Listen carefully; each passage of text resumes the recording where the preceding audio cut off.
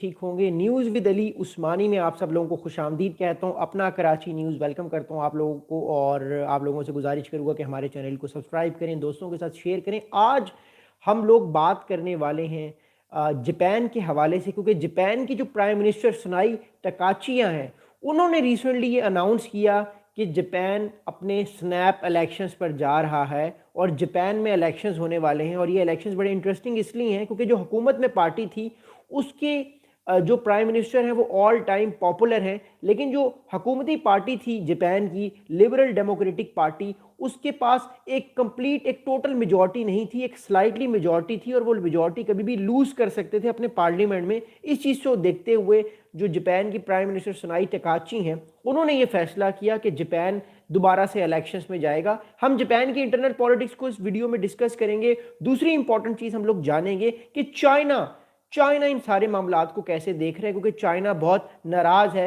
Japan की इस current leadership के साथ। सुनाई टकाची ने जो फर्म स्टांसेस लिए हैं चाइना को लेके, ताइवान को लेके, साउथ कोरिया को लेके, चाइना इन सारे मामलात को बड़े गौर से देख रहा है। बट वीडियो शुरू करने से पहले गुजारिश करूंगा कि हमारे चैनल को सब्सक्राइब करें, क्लिक कीजिएगा बेल आइकन पर, अपने दोस्तों के साथ इस वीडियो को ज़रूर शेयर कीजिएगा और हमें सपोर्ट कीजिएगा, क्योंकि आप लोगों की सपोर्ट की हमें बहुत ज़्यादा ज़रूरत है। So here we go again. बात यह है कि जो इस टाइम जापान में हुकूमत कर रही है पार्टी, उस पार्टी का नाम है लिबरल डेमोक्रेटिक पार्टी। 1945 की जब वर्ल्ड वॉर 2 ख़त्म हुई तो उस टाइम से लेकर अब तक लिबरल डेमोक्रेटिक पार्टी ने बहुत सारे अरसे तक यही पार्टी हुकूमत करती आ रही है। बहुत सारे मेजॉरिटी ऑफ द टाइम इसी पार्टी की हुकूमत रही है। लेकिन अब वक्त बदल रहा है, हालात बदल रहे हैं और जापान की जो पॉलिटिक्स है वो भी बदल रही है। जापान में नई राइट विंग पार्टीज आ रही हैं, जापान में नई लिबरल पार्टीज भी आ रही हैं। ऐसे मौके पर जो जापान की एक कोर पार्टी है, जो कि वर्ल्ड वॉर 2 के बाद अमेरिका ने जो नया वर्ल्ड ऑर्डर जापान में वो उसने अपना इम्पोज किया था, उसको नए लोगों की ज़रूरत है, मेजॉरिटी की ज़रूरत है। और इस वजह से इस टाइम प्रेशर जो है वो जापान की जो लिबरल डेमोक्रेटिक पार्टी है उसके ऊपर है। लेकिन यहाँ पे मैं आपको एक बड़ी इंटरेस्टिंग चीज़ बताना चाहता हूँ, वो ये है कि जापान की जो इस टाइम प्राइम मिनिस्टर हैं, जिनका नाम सुनाई टकाची है, वो बहुत पॉपुलर हैं। उनकी जो पॉपुलर रेटिंग है वो 63% है, तो वो बहुत पॉपुलर है। लेकिन जो उनकी पार्टी है, जो कि लिबरल डेमोक्रेटिक पार्टी है, वो पॉपुलर नहीं है।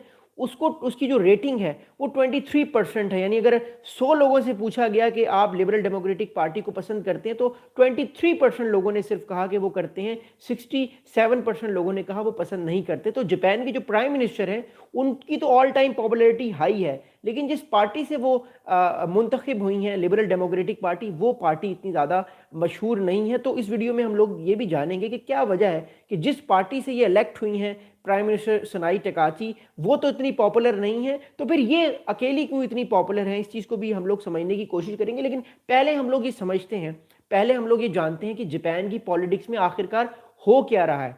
आपको इस बात का पता है कि पिछले साल जापान की जो पॉलिटिक्स है उसके अंदर बहुत सारा रीशफलिंग आना स्टार्ट हुई। जापान के जो प्राइम मिनिस्टर थे उनको रिज़ाइन करना पड़ा, क्योंकि उनको नो कॉन्फिडेंस वोट पड़ा और वो नो कॉन्फिडेंस वोट पार्लियामेंट में नहीं जीत सके और वो हार गए। उसके बाद लिबरल डेमोक्रेटिक पार्टी ने एक नए प्राइम मिनिस्टर को नामजद किया, एक फर्स्ट जापान की फीमेल प्राइम मिनिस्टर को नामजद किया गया, जिनका नाम सुनाई टकाची था। और जुलाई 2025 से लेकर अब तक वो जापान की प्राइम मिनिस्टर है। अच्छा, अब ये जापान की प्राइम मिनिस्टर है और ये बड़ी मशहूर है, बड़ी पॉपुलर है। ये क्यों इतनी पॉपुलर है? और पुराने यानी जो पास्ट में प्राइम मिनिस्टर रहे हैं जापान में, वो इतने क्यों पॉपुलर नहीं रहे? उसकी सबसे बड़ी वजह ये है कि एक तो उन्होंने खुल के ताइवान की बात की। उन्होंने कहा कि अगर चाइना ताइवान पे हमला करेगा तो जापान ताइवान को बचाएगा। पहली बात तो ये। दूसरी बात, उन्होंने साउथ कोरिया के साथ ताल्लुकात को और ज़्यादा बेहतर करने की बात की। इससे पहले किसी और प्राइम मिनिस्टर में इतनी हिम्मत नहीं थी कि जापान और साउथ कोरिया के ताल्लुकात बेहतर हों, क्योंकि जापान और साउथ कोरिया के दरमियान एक एनिमीशिप समझी जाती है। क्योंकि वर्ल्ड वॉर 2 से पहले जापान ने साउथ कोरिया में जो कत्लेआम किया था वो साउथ कोरिया के लोगों को आज भी याद है और वो उसको पसंद नहीं करते। लेकिन जापान की जो नई प्राइम मिनिस्टर आई हैं, इन्होंने कोशिश की है कि साउथ कोरिया के साथ भी ताल्लुकात को बेहतर किए जाएं। दूसरी इंपॉर्टेंट बात ये, इसलिए ये इतनी फेमस हैं जापान की, खासतौर पे यूथ के अंदर। तीसरी बात ये इसलिए इतनी फेमस हैं क्योंकि चाइना को इन्होंने आड़े हाथों लिया है। एक तो उन्होंने अपना मिलिट्री डिफेंस बजट बढ़ाने का फैसला किया है, दूसरा चाइना को लेके बहुत ज़्यादा एक्सट्रीमिस्ट जो है वो समझी जाती हैं। चाइना की जो इस टाइम हुकूमत है वो हुकूमत जो है वो बड़ी नाराज़ है। शी जिनपिंग खुद बहुत नाराज़ है सनाई टेकाची से, और वो हमने देखा जब सनाई टेकाची ने हाथ मिलाया आज से कुछ दिनों पहले शी जिनपिंग के साथ एक कॉन्फ्रेंस में, तो उस कॉन्फ्रेंस में नज़र आ रहा था कि चाइना और जापान के दरमियान टेंशन है, दोनों के दरमियान ताल्लुकात ठीक नहीं है, देयर इज समथिंग रॉन्ग। ये तीन चीज़ें बड़ी इंपॉर्टेंट है जब हम एक्सटर्नल फॉरेन पॉलिसी की बात करते हैं जापान की। इंटरनली वो इतनी मशहूर है अपनी पॉपुलेशन में, ख़ासतौर पे यंगस्टर्स में, क्योंकि वो कहती हैं कि मैं 18 घंटे काम करती हूँ, मैं सिर्फ 4 घंटे सोती हूँ। So she work very hard, और वो ये बारहा बताती हैं कि मुझे मेहनत करनी है, मुझे काम करना है। वो काम की बात करती हैं, वो हटती नहीं है पीछे, अपनी डेडिकेशन शो करती हैं, इसलिए लोग उनको पसंद भी करते हैं और इसलिए उनको ज़्यादा लोग जो है वो पॉपुलैरिटी की तरफ जो है वो चीज़ें लेकर जाती हैं। तो ये बड़ी इंटरेस्टिंग चीज़ है। इसी चीज़ को बेनिफिट बनाते हुए उन्होंने सोचा कि मैं 2026 में इलेक्शंस करवाती हूं ताकि अगले 5 साल तक मेरी हुकूमत पर ठप्पा लग जाए, क्योंकि मैं पॉपुलर भी हूं उस टाइम। मैं ज़्यादा वोट लेके अगले 5 साल यानी 2031 फरवरी 2031 तक ये अपने आप को प्राइम मिनिस्टर रखना चाहती हैं, क्योंकि ये एक बहुत राइट विंग पॉपुलर लीडर है जो पॉपुलिज्म का सहारा लेकर आगे जाती हैं। हमने देखा दुनिया में इस टाइम सबसे ज़्यादा जो पॉपुलर लीडर दुनिया में हमें दिखाई देते हैं उनमें एक सनाई टेकाची भी है। तो कोशिश कर रही हैं कि वो अगले 5 साल तक अपनी प्रीमियरशिप पर ठप्पा लगा दें, अपने आप को वो प्राइम मिनिस्टर के तौर पर 2031 फरवरी तक रखें ताकि उनको कोई शिकस्त ना दे सके। इसलिए उन्होंने ऐलान किया है कि वो दोबारा से स्नैप इलेक्शंस करवाएंगी, दोबारा से लोगों को मौका देंगी कि वो किसको मुंतखब करना चाहते हैं। ऐसे मौके पर उन्होंने ये ऐलान किया है जब उनकी पॉपुलैरिटी ऑल टाइम हाई है। मैं फिर कह रहा हूँ, उनकी पॉपुलैरिटी 63% है, यानी 63% लोग जापान के उनको पसंद करते हैं। तो इसका मतलब यह है कि इलेक्शंस इस टाइम लिबरल डेमोक्रेटिक पार्टी के जीतने के चांसेस ज़्यादा हैं, और सनाई टेकाचिया का अगले 5 साल प्राइम मिनिस्टर रहना हमें लगता है कि वो रह सकती हैं। ऑब्वियसली इलेक्शंस के रिजल्ट्स जो भी आते हैं ये तो हम वक्त से पहले नहीं कह सकते, लेकिन इस टाइम जितने भी पोल्स हैं जापान के वो ये बता रहे हैं कि सनाई टेकाची दोबारा जापान की prime minister, women prime minister second बार मुंतखब हो सकती हैं। अगली बात सुनिएगा। अब अगली बात यह कि जो इलेक्शंस हैं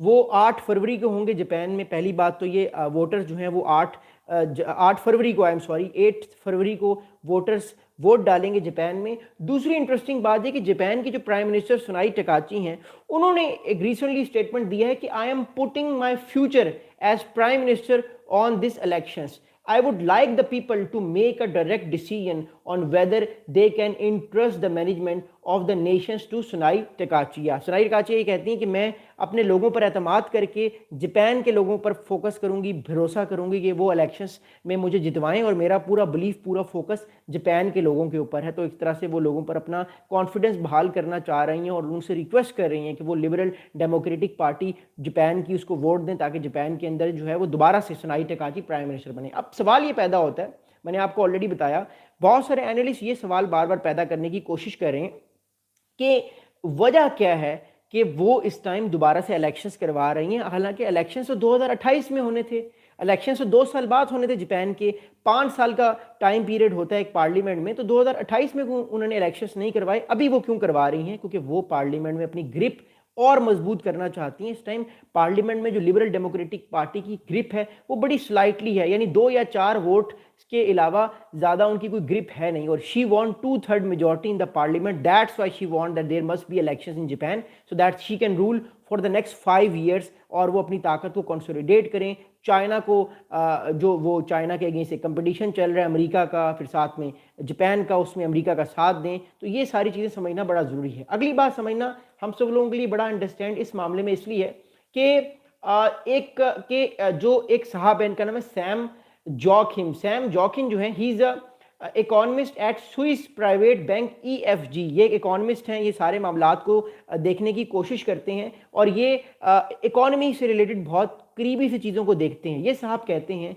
कि while she is an extremely popular prime minister in Japan, her party is less popular and faces a united opposition following a surprise partnership between the main opposition parties and the former LDP coalition partners। अब बात यह है कि जो Sam Joaquin है, जो एक बहुत बड़े इकोनॉमिस्ट हैं, वो साहब ये कहते हैं कि जापान की जो इस टाइम पार्टी है लिबरल डेमोक्रेटिक पार्टी, वो इतनी पॉपुलर नहीं है, लेकिन प्राइम मिनिस्टर जिस पार्टी ने उनको मुंतखब किया है वो बहुत ज़्यादा फेमस हैं। तो ये चैलेंज तो होगा उनके लिए, इलेक्शंस में जाना इतना आसान नहीं होगा उनके लिए कि वो इलेक्शंस लड़ें।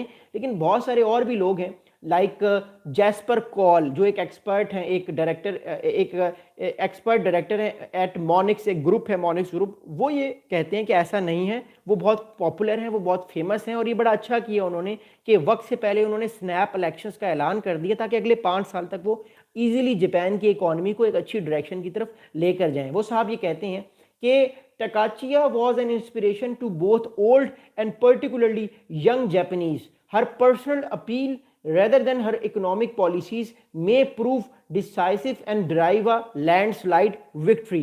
तो वो साहब ये कहते हैं कि सनाई टकाची जो है, जिन्होंने इलेक्शन स्नैप इलेक्शंस दोबारा से अनाउंस किए हैं, ये उनकी एक तो हार्ड वर्क, एक तो हिम्मत और हौसले को ये उनका जज्बा दिखाता है। दूसरा वो बूढ़े लोगों में और यंगस्टर दोनों में, और यंगस्टर में ज़्यादा वो मशहूर हैं क्योंकि she is a very active person. वो हमेशा काम काम काम की बात करती हैं, अपने आप को जो है वो हमेशा एक्टिव रखने की बात करती हैं। So that's also the very important reason, that's why people like sir and that's why people wants कि वो दोबारा से इलेक्शंस लड़के दोबारा से प्राइम मिनिस्टर बने। अब सवाल ये पैदा होता है सारे मामले में कि चाइना इसको, सारे मामले को किस नज़र से देख रहा है। देखिए, चाइना जो है वो जापान के जितने भी प्राइम मिनिस्टर माजी में गुजरे हैं, वो इतना ज़्यादा उन प्राइम मिनिस्टर से प्रोवोक नहीं हुआ जितना प्रोवोक वो सनाई टकाची से हो रहा है। क्योंकि एक तो ये बहुत एग्रेसिव हैं चाइना को लेके, डिफेंस बजट इन्होंने बढ़ा दिया, फिर ताइवान और साउथ कोरिया को लेके भी ये उनका साथ देने की बात करती हैं, जिससे चाइना काफ़ी अफसुर्दा है, काफ़ी खफा है और काफ़ी अपसेट है। चाइना नहीं चाहता कि ताइवान, साउथ कोरिया और जापान एक यूनाइटेड फ्रंट बनाए चाइना के अगेंस्ट। वो तो चाहता है कि ये अलग अलग रहें और अपने अपने मामलात को देखें। चाइना इजीली ताइवान को ताकि किसी दिन ले ले। तो अब जापान जो है वो सामने आ गया है। जापान ने कहा कि हम ऐसा नहीं होने देंगे, हम ताइवान के साथ खड़े हुए हैं, हम साउथ कोरिया के साथ भी खड़े हुए हैं, और हम आपको कोई ऐसा मौका नहीं देंगे कि आप जो है कल को हमें बुली करें या हमारे खिलाफ आप कोई एक्शन लें। तो चाइना बहुत सख्त नालां है।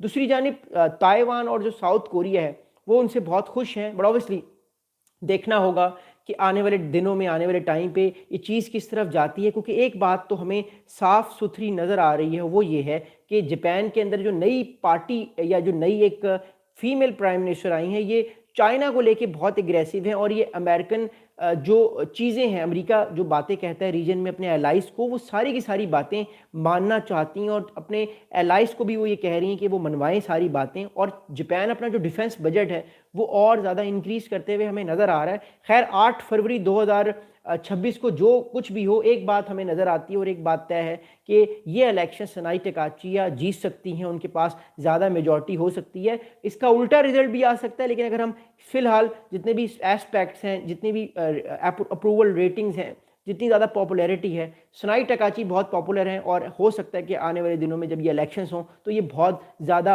पॉपुलर सीट के साथ अगले 5 साल के लिए जापान की प्राइम मिनिस्टर बने और 2031 तक अपनी ताकत को और ज़्यादा स्ट्रेंथ करें ताकि जापान के जो लोग हैं उनकी ख्वाहिशात के मुताबिक ये इलेक्शंस हों। खैर एनीवेज, अगर आपके कुछ सवालात हैं, कुछ कमेंट्स हैं, तो आप लोग कर सकते हैं। I will be there with you for some time.